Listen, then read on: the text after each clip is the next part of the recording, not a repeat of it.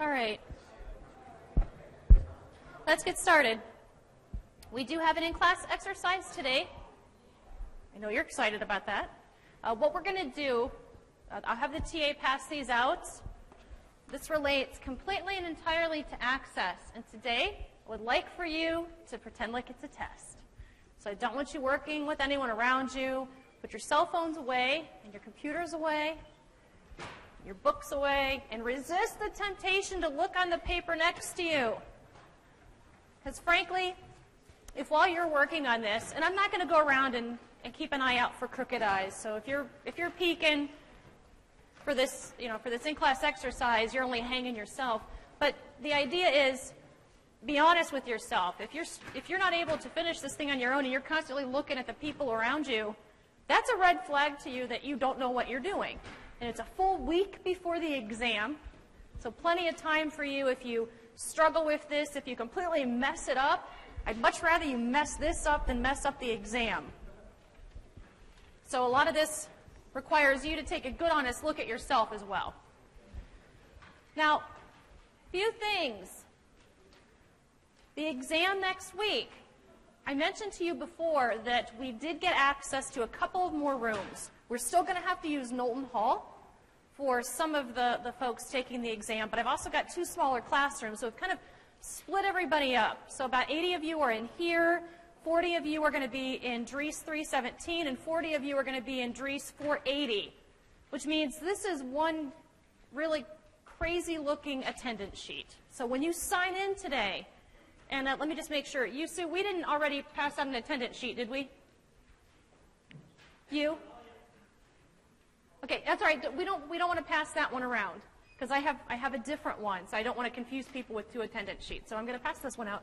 When you get this, please listen carefully. Next to your name, it's in alphabetical order, but next to your name, you're either going to be seeing a column letter and a row number. That would mean you're in here. So just like with the first exam, I have, for people who are going to be taking the exam in here, you're going to be seeing a letter and a number, which means where you're going to be sitting in this classroom. If you're in a different classroom, for the row letter, you're going to be seeing a different building, either Dries 317 or Dries 480, and then next to that will be a seat number. At the back of the test, I have, well, one of them is a very nice diagram that I put on the computer, and the other one didn't print out, and I didn't know it until I got here. I had to draw the room myself, but you can see where the seats are arranged. You'll also have pointers for this when you get to the rooms next week, but I know some people get a little bit unnerved when they have to go somewhere they've never been before and they have to sit somewhere that they may not want to, a place they might not want to sit. So please make sure when you sign in, if nothing else, just write down where you're supposed to go, and the exam is going to be at the same time regardless of which room you're in. So whether you're in Dries 317 here or Dries 480, it's still going to be on Tuesday starting at 2:20. It's just a matter of where you're supposed to go. And I'll also bring this with me on Thursday. Questions about that? Okay, so the expectation is you are working on this in-class exercise, no assistance, and if you're not working on it, you will not get credit for it. And I will be walking around and monitoring that. So if you're here and you want credit for it, make sure you're working on it. And again, we'll go over it. I'm going to give you about 40 minutes to do this, which will give us plenty of time then to go over some of the answers if we don't finish them all. That will flow over into next class. In next class, we will also continue reviewing. I plan to go over the exercises from the course notes book. There's one, exercise 40, and then exercise 42 was what we'll pick up with on Thursday. If we still have to finish some of this stuff, then we'll start on those 2 exercises after we finish going over this exercise. All right? Good luck.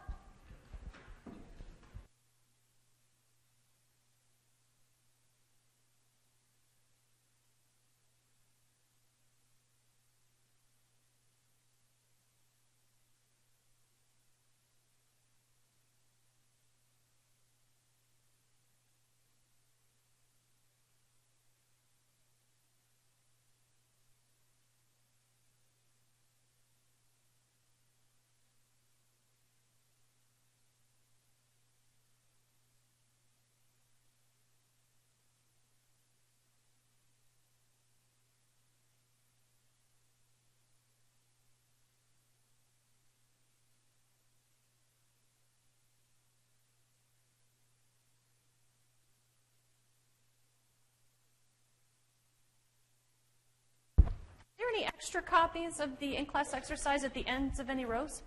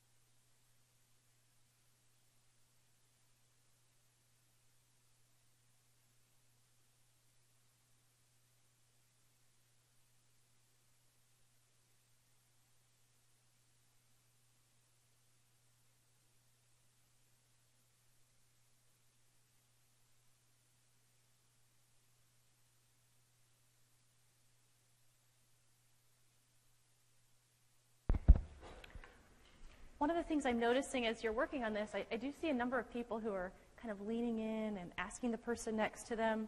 And I just want to reiterate, if you come into my office and say, I did really well in the in-class exercise, it doesn't count if you did really well because the person next to you was helping you.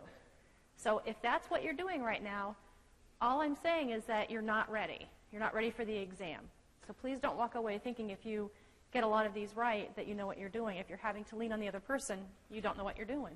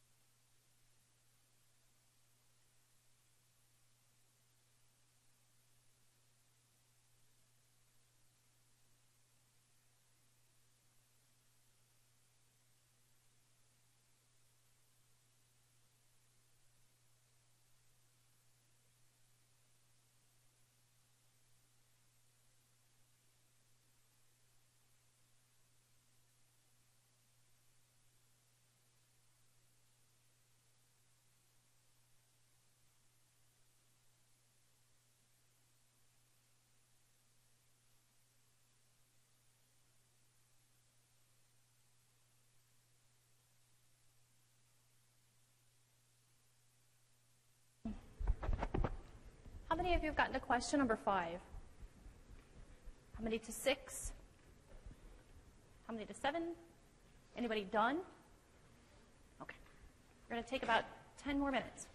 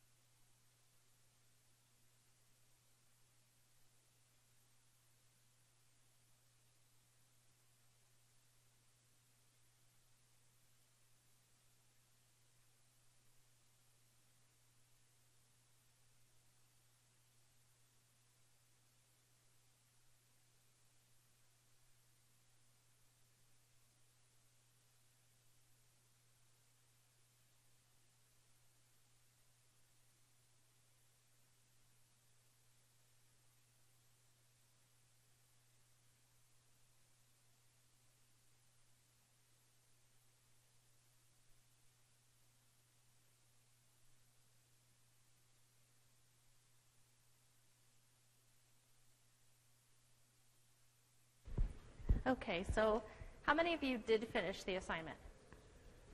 Good. The difficulty level of the exam, the difficulty level, I think, will kind of mirror this, although there will be a couple of extra questions on the exam next week. Plus, this in-class exercise deals more with the complex querying, dealing with join types and multiple step queries.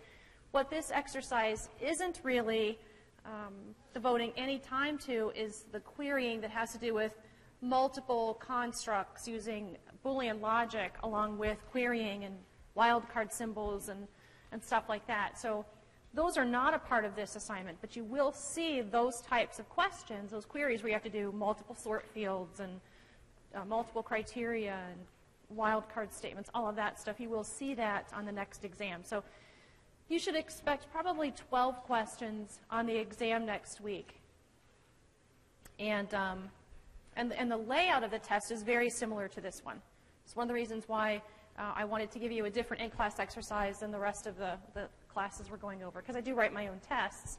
I wanted you to see something that was more similar to what you're going to be looking at for your exam. Now, a lot of people asked questions during this in-class exercise, and I think they were a little bit annoyed that I wouldn't give them more instruction. So I don't want anybody to feel like they're being picked on, because as I walked around the room, and even the TAs as well, we got a lot of questions. And so for most of them, I basically just said, unless it was a clarification question, I basically said I can't answer that right now. And the reason why I did that was because some of you are still going through the problems in the book with the answer keys next to you, and you'll finish a question, and you'll look at the answer to the question, and you'll move on. And so for you, it becomes really upsetting to not be able to move on to the next question until you know the one you just worked on is right. So I did that on purpose, purposefully not giving any information about how to solve the problem, partly for that reason, and partly because if you sit there for just a little bit longer, you'd be amazed at what can come to you. And that's really for those students who have been following along and those students who have been here and doing the exercises. Now, if you haven't been here in a long time and I don't look familiar to you, then probably that extra time didn't do you a whole lot of good. But anyhow, let's take a look at this. I didn't ask you to go in and outline the relationships or the primary key fields. How many of you didn't do that? Since it wasn't asked, you didn't identify the relationships.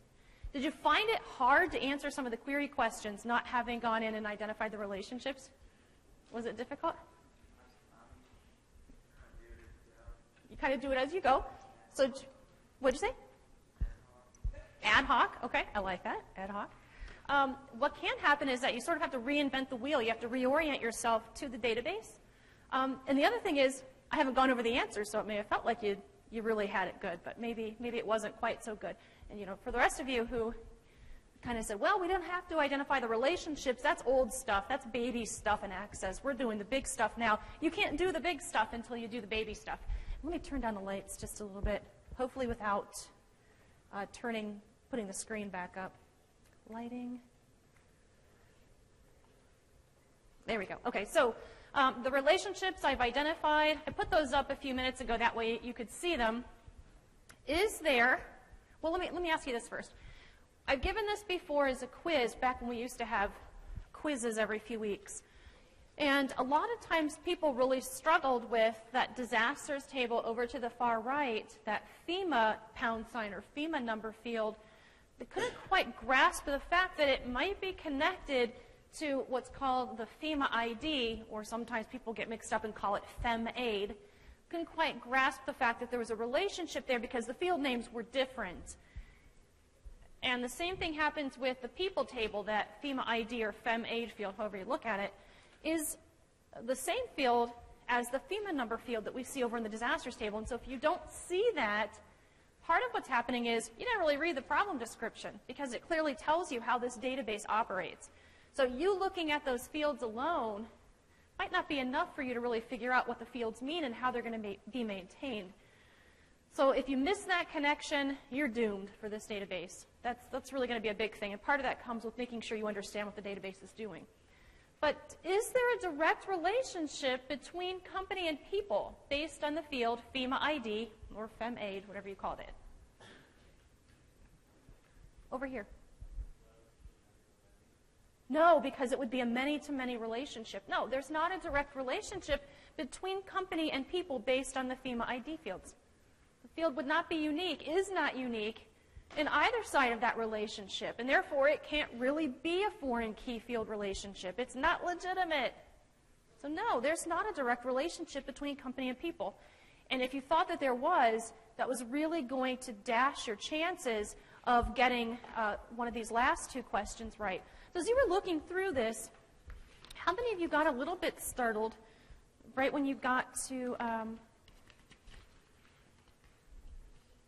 oh no, where's you? I added a couple of questions to this, and that means the copy that you have, you must not have gotten the printout that I had in 395. If you got a copy, if you were waiting on a copy of this exercise because we ran out of copies, your copy is missing a couple of questions to it. And so for those of you, please email me after class, and I will email you the remainder of this assignment. So you're not going to be penalized for it, but I added a few questions to it last night after I sent it to you guys. So I told how to text you and tell you that there was a copy on the printer when you went over. So regardless, I just noticed that when I was looking at this. When you got to the last two questions, there was a blurb right before that said, for the next two questions, you're going to see multiple grids, but you may not have to use multiple grids to solve the problem. How many of you maybe got a little worried when you saw that? What that says, and this is how your test next week is going to be set up. So for the most part, you're going to have a lot of query questions, and for most of those query questions, you will see one grid per each question, which means you can solve the query. You can solve the question with that one query grid. I'm not going to give you a question on the exam that has one query grid and the right answer is trick question, can't do this in one step. Okay? So if you have a question and one query grid, you can solve it in one grid. But there'll be two questions on that test, and I'll say to you right before you get to those two questions, for these, you're going to see multiple grids, and a significant percentage of the point value of these questions revolves around you demonstrating that you know when you need to use multiple steps or multiple grids and when you don't.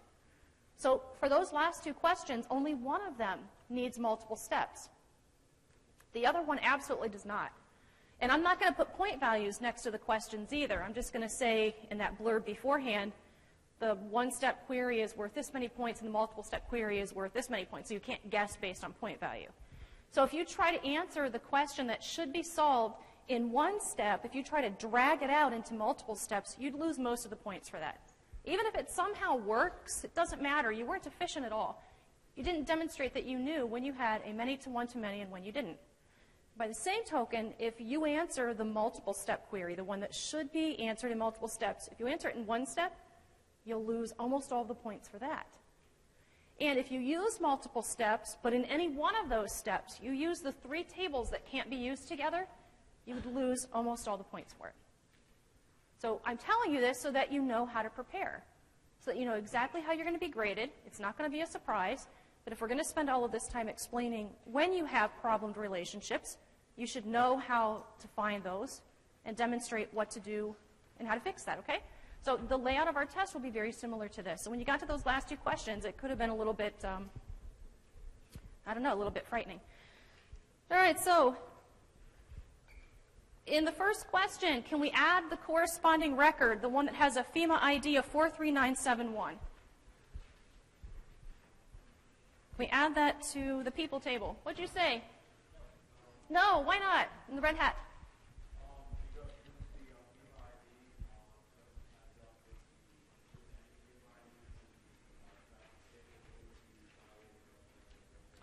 Yeah, you said a couple of really important things there. He said, no, Access would not allow us to add that record because there's not a corresponding FEMA ID of 43971 in the disasters table, so that would be violating referential data integrity. So what he did was he looked at the people table and he identified the fact that the people table is the many side of one relationship. So if there was an entry in that many side that didn't match up to the primary key side, or if there was a situation where we were trying to enter in a record with an ID that didn't match up to the primary key side, it'd be a problem. And he said exactly why it would be a problem. But the truth is, you could have said yes. Access would allow you to add that record. If RDI is not enforced, Access will let you add the record. So carefully look at the question. It asks you, and it tells you clearly, based solely on the data shown, would you be able to add this record, explain your answer, and any assumptions that you have made? So if your assumption is that RDI is not enforced, heck yeah, you can add anything you want to the people table. Access will let you screw up the data any way you want. So that answer would need to be followed by, so if you say yes, yes, if RDI is not enforced, Access will let you add the record. The other way you can answer the question would be to say no, Access will not let me add the record because it would violate RDI. Or you could say, if RDI is enforced, no, Access would not let me add the record. Were you going to ask something?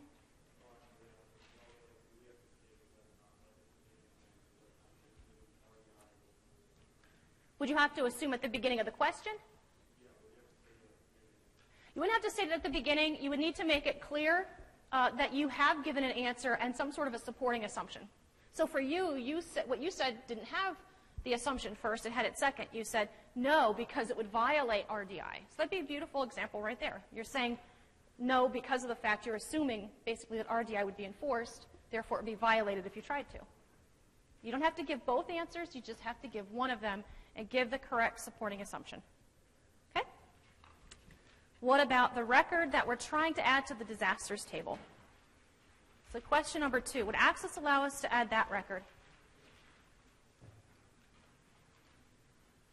Yes?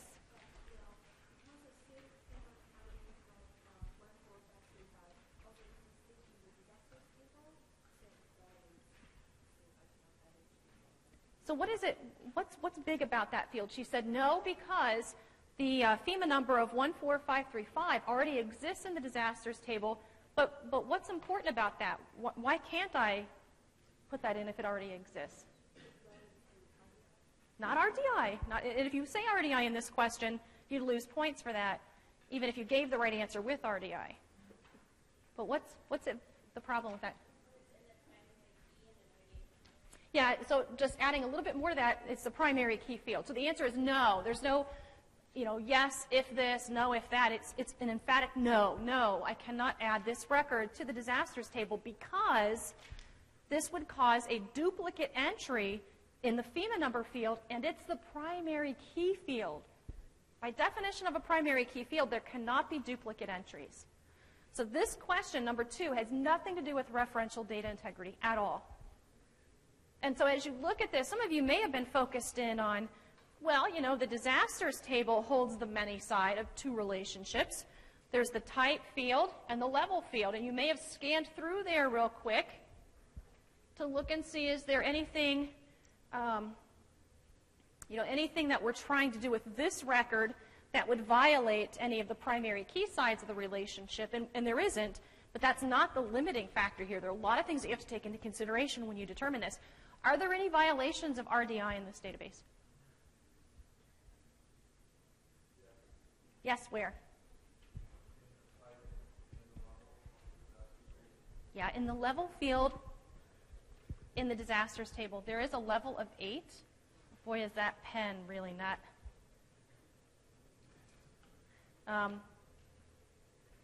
That is very crooked.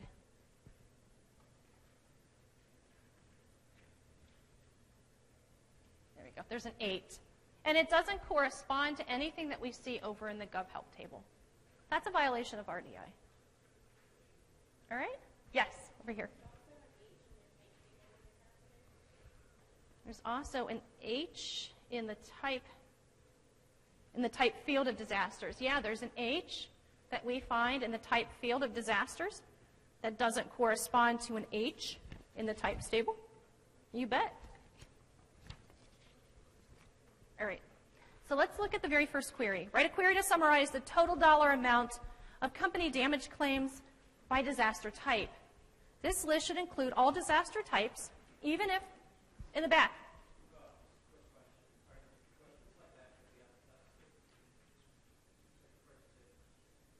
Questions like the first 2? Oh, yeah, you bet. Sure. Yeah, anything I'm putting on this homework assignment is meant to give you some extra practice. Yeah. Oh, yeah, the data type ones. Thank you. And I may skip over things every once in a while because I'm looking at a different copy. What about the data types? One of the data types had to do with the FEMA number field from the disasters table. What data type would you give that field?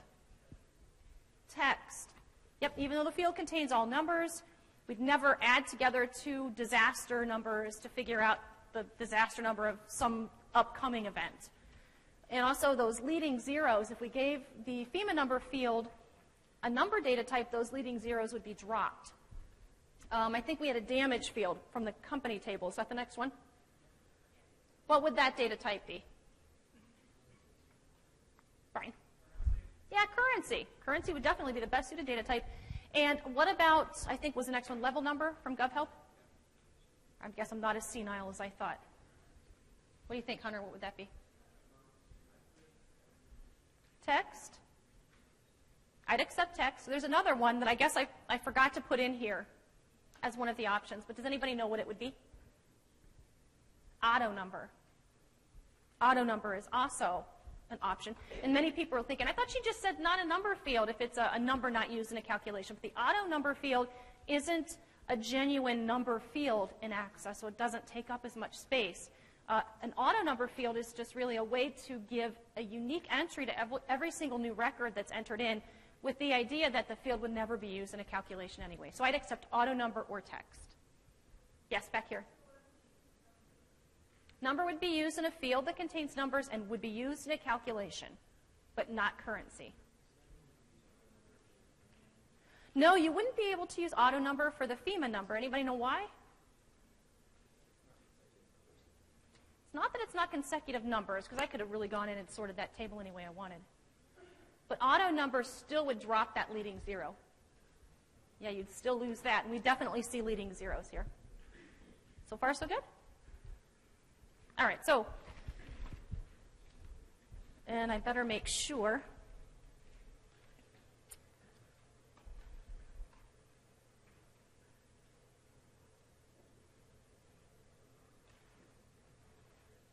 So here we're going to summarize the total dollar amount of damage claims by disaster type. Hold on, let me get that thing to stop blinking. There we go.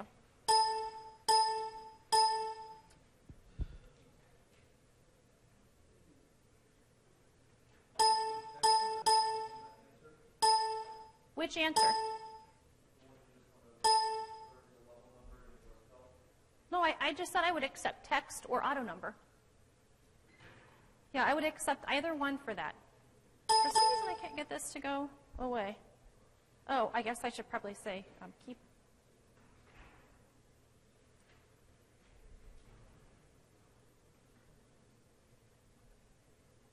Good grief. Okay, so we want to make sure that we include all disaster types, even if there are currently no damage claims filed for a specific disaster type. The query should include the disaster type, the total dollar amount of company damage claims filed for each disaster type. So those two things. So in this question, we definitely need to include company for the company damage claims, right? We need to have that table. We need to include the type field. Does it matter where we pull the type field? Can we just get the type field from the disasters table? Why not? I see you shaking your head no over here. Because it's repeated, okay? So what significance does that have for this question?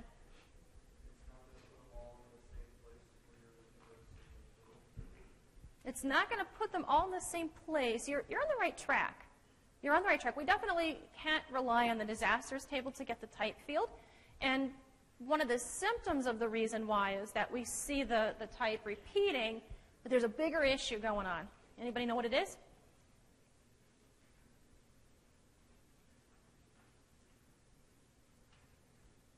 Over here. Yeah, you may have a type in the type table that doesn't yet appear in the disasters table. And there is a blurb in this question that says, be sure that all disaster types show up, even if there isn't a disaster that's happened that has that specific type. And that could happen over time. So absolutely, we need to pull the type field from the types table. So at first glance, you might be tempted to say, well, we only need disaster and types, or a company and types, excuse me. We just need this table and this table.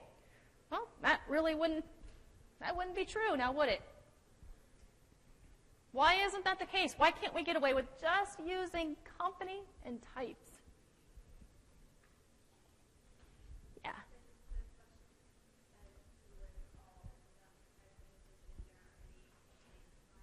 It does say to make sure you list all disaster types. That means we have to use a types table, right? So why can't we get away with just using types and company? So you're right, we do need the types table. George? What'd you say? There's no relationship. Holy cow. Yeah, there's no relationship. You plop those two tables up in the design view window and hopefully you're paying attention. There's no line. This question, a huge percentage of the point value for this question would be you knowing that you have to put the disasters table in this query just so it will work. But now you have 3 tables being used. Oh, one big question that I was going to ask you, and it really lends itself nicely to this question. Can we use these 3 tables together in one query design view, hopefully before you even got to the very first query question? You looked at your tables and you said, which 3 tables can't possibly be used together in one query grid and still give me the right answers? What 3 can't be used together? Back here. Red hat. Yeah, company, disasters, and people. There's a many-to-one-to-many relationship. You get to a question, and you have to use those 3 tables in it. You can't do it in one step. Write it in the margins, especially those of you who didn't identify the relationships. Don't reinvent the wheel every time you have to look at a question, because you're going to have a lot of questions that maybe need to use 3 or more tables to be solved. You don't want to have to go back through every single time and look to see, can I use these together? Can I use these together? Write it in the margins. Don't use company, disasters, and people together in one step. Then any other question you get to that uses any other combinations of tables, you're good. And that's what's going on with this question. Okay, we need to add in a 3rd table, but this is okay. We can do this in one step. The relationship between disasters and types is type, and the relationship between disasters and company is FEMA number or FEMA ID. It doesn't matter what field name you use here. I don't really care which one. But the important thing is that you knew you needed to include the disasters table. And you might even want to put parentheses around the disasters table where it says tables used, because you might go back later and look at this assignment and look at the QBE grid and say, what was I thinking when I was writing down the answers to this? I didn't even need to use a disasters table, and you might try to take it back out. So put parentheses around it so that when you look at this question later on, you remember, yeah, I really did need that disasters table because it held together this relationship. Magda? I really don't. So you can name this query 4, you can name it I hate CSE 2111, name it anything you want. Doesn't really matter. Yep, back here.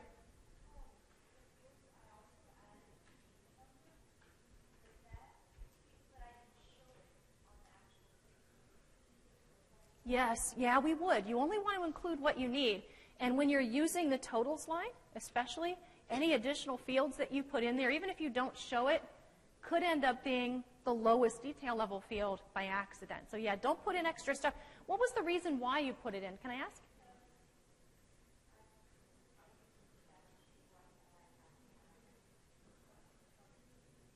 And it felt like maybe, do you feel like you need to use that foreign key field?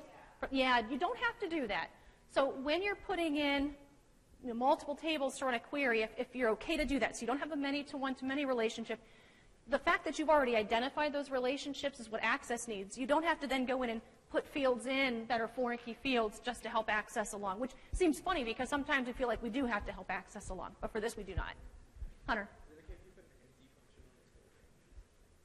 If you put an NZ function, yeah, you can, absolutely. You could put an NZ function around the damage field, or however you, depending on if you want to reflect what it looks like after you run the query or before, but yeah, that would be fine. You wouldn't have to, though, for this.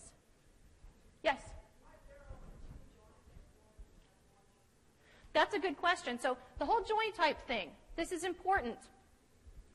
There are 3 tables. There are 2 foreign key fields. So there are 2 joins that you have to worry about. I don't want you going in to tell me what type 1, 2, or 3 the join is. It's either going to be inner or outer. And you don't have to identify for me what every single relationship join will be. I want you to use this rule of thumb. If you're using an outer join anywhere in the query, use outer. So right now, of the tables that you have included, the outer join that's needed is the one between types and disasters. Company disasters can be left as an inner join. But I don't want you to put outer comma inner. Partly because I'll find people doing that simply because they don't know which one it is. And they guess right, you know, if you put them both down. So what I want you to do is if there's an outer join anywhere in the query, make it an outer join. If there's no outer join, just leave it as inner. Okay, so there should be only one thing there, inner or outer. Make sense? Okay. Could I have pulled the type field from disasters instead? No, I cannot because it's an outer join. I asked for all the types from the types table. So absolutely I have to get the type field from the types table. All right, construct a query to list for each of the personal damage claims listed, the FEMA number, the name of the individual who filed the claim, and the name of the investigator who will survey the damages. And this was something that relied a bit on reading the problem description carefully because we have a couple of fields called name. We had in the company table, the people table, a field called name that represented the people or the companies that had damages. But then in the type table was a name field, and it tells you in the problem description that that's the person who's the expert at that type of disaster who's going to come out and survey the damages. So this question is asking you for information about the FEMA number, personal damage claims specifically. So we need the people table. Can we get the FEMA number field from the people table? Yeah, we can. And then we also need to have the name of the person who's going to survey the damages. When I pull this up, I hopefully notice that there's no relationship between types and people. Kind of the same problem, the same type of problem we saw just a minute ago. No relationship, which means we have to pull the disasters table in to bridge that gap. So I've got a couple of questions on here that should give you some practice at using an extra table to bridge a gap between two unrelated tables. So hopefully this is going to be something that you're more comfortable with. You may want to put parentheses around the disasters table again, just so you don't try to pluck it out later. This question is not asking you to include all FEMA numbers, even if there haven't been any personal damage claims related to a disaster. It's not asking you to include all types, even if there haven't been disasters of specific types. It's not asking you to include anything from one table that's not on another. So this is an inner join operation. Here, FEMA number could come from either table because this is an inner join. It wouldn't matter which one. And then I would include the name of the person making the claim from the people table and the name of the surveyor from the types table. Brian.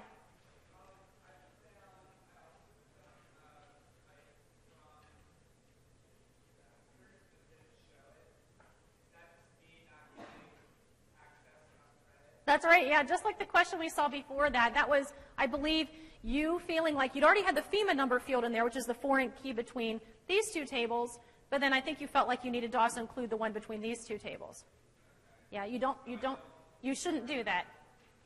Now, remember, guys, here you have three tables being used in a query, and I'm not going back through all the reasons why we can use these together in one step, because we've covered that a lot, and we've already talked about what three tables we can't use at one time. Okay? Design a query to list the FEMA number, state, and disaster of every disaster that has not had any company damage claims reported for it. This one gave you guys a lot of grief. We've seen a question sort of like this, though.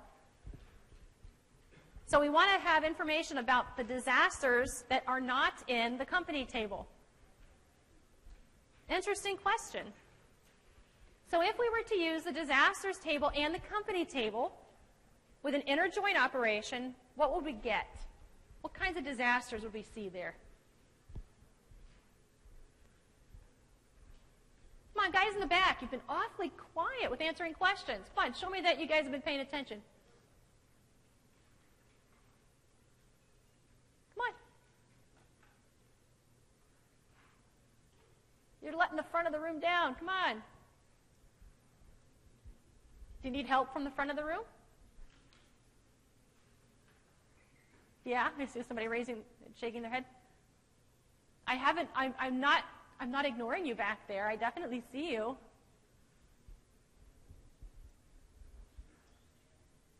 Over here, what'd you say? I forgot now. No, I asked, how did you solve this? If we were to use the disasters table and the company together with an inner join, what types of disasters would you be seeing there?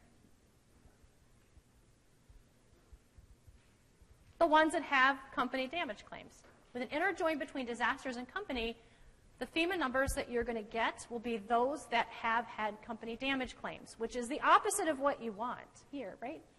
So take me a step closer. Get me a step closer to getting this question right.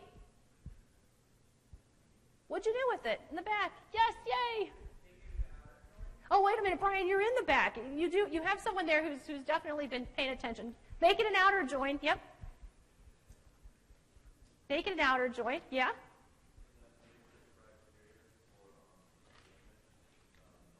Oh my gosh, that's awesome. Yes, that's exactly what we would do. So Brian, like you said, you would make it an outer join.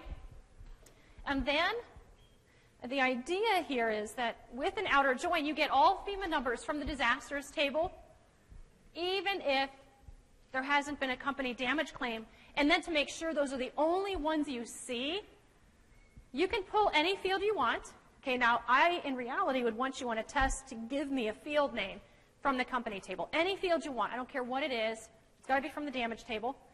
And if this is an outer join, then we're not going to be seeing anything at all corresponding to disasters that are in the disasters table but not the company table. We'll see a null value for those. The criteria would be is null. That's how I would solve that. Yeah, back here. You can just say null, and Access will put in the is for you. Yeah, in the back. The not. How would you use the not? Tell me what you would do with that. We could say maybe not blank or not answered. It's an interesting concept. I have yet to find a way that we could make that work because it's hard for us to say not something, which is basically the opposite of nothing. Access doesn't quite get that. Yeah. No, I don't know of anything called like null, but is null. Yeah, back here.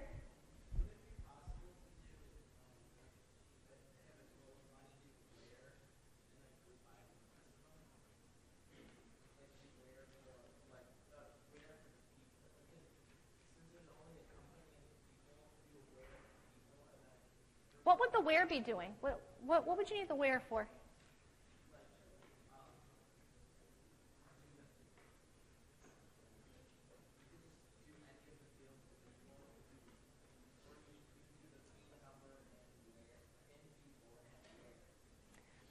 The only thing the where is going to do is it's going to help us if we had to use the totals line. It's going to help Access to not use that field to determine which is the lowest detail level field.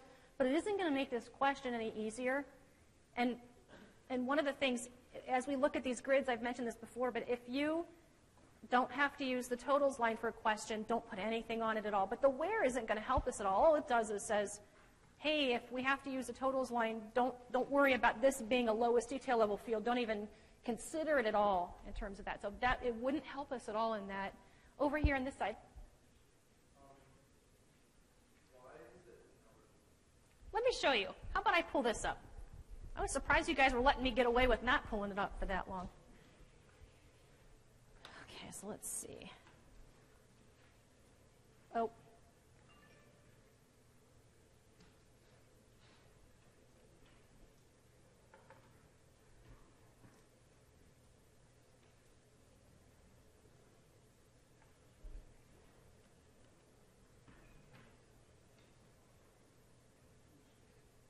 I have yet to understand why every time I turn this off, it comes back on.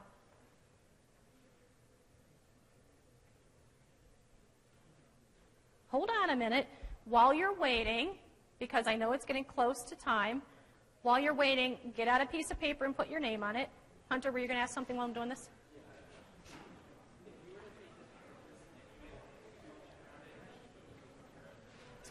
Yeah, this is an interesting way of solving the question. Now, one of the things that you could do is, guys, can you hear me? Because for some of you, this may be a lot simpler way to do this. If instead of using the is null, if you wanted to include maybe the damage field from the company table and put an NZ function around it, then you could put a criteria of 0. But if you don't do that, let's talk about what would happen. Oh, this is going to drive me nuts. So create a new query. So put your name on the paper. And we had company and disasters, right?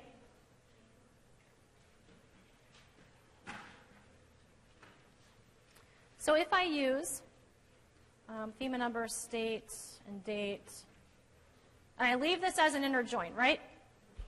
And I run this query. Notice what I'm seeing are really entries in every single field in every single row. So I've got entries of no null values. An inner join is going to give me just those FEMA numbers that have happened, that have occurred in both the disasters table and the company table. But if I go back and I make this an outer join, where I include all of the records from the disasters table, and I rerun the query, notice now I do see some records. Basically, these null values represent records where Access was able to find information about a FEMA number in the disasters table, but it found nothing relating to that over in the company table. So basically, this is a disaster that has no company damage claim. So to get just those on the criteria line, we would say is null. And these represent the FEMA numbers, the disasters that have not had any company damage claims yet. And it doesn't matter what field you pull from the company table, the same thing's going to happen. You should expect to see a null value no matter what the field name is from company. Yeah, over here.